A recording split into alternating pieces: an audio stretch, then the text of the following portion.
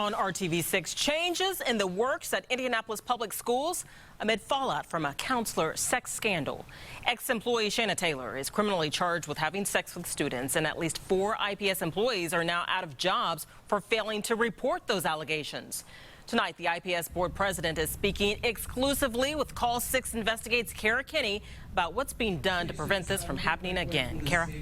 That's right, Erica. It says right here in this 5-page IPS policy, all school personnel have a duty to report child abuse allegations to the Indiana Department of Child Services. But that didn't happen in the case of Shanna Taylor. Court documents show many employees assumed the other had reported it. IPS's board president says that kind of confusion cannot happen again.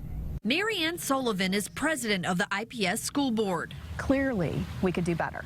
A board that hasn't said much publicly about what's being called the Shanna Taylor scandal. She's the former counselor accused of sex with students. Since Call 6 broke the story in February, 3 IPS employees who knew about the allegations and failed to timely report it have resigned, and 2 were fired last week. William Jensen claims he did follow district policy by reporting it to Human Resources, but IPS policy also says staff should immediately call Child Protective Services.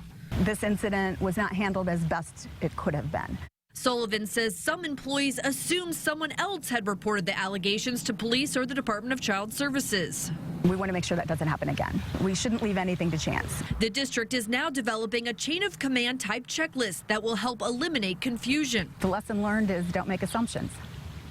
And that's a pretty simple lesson learned, but you have to have policy and guidelines that make sure that that lesson is real. IPS is also doing a review of all its policies. I think that project will be done probably by this fall.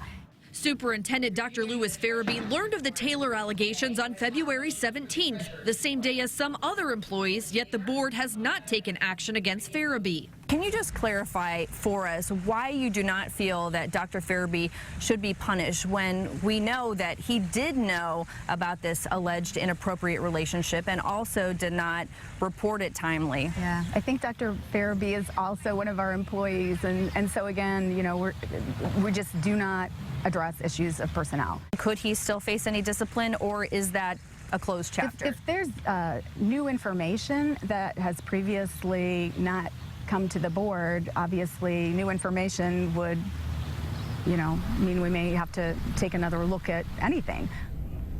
And IPS has also retrained some of its staff, including principals, on March 17th, reminding them of their duty to report allegations of child abuse or neglect. Todd and Erica.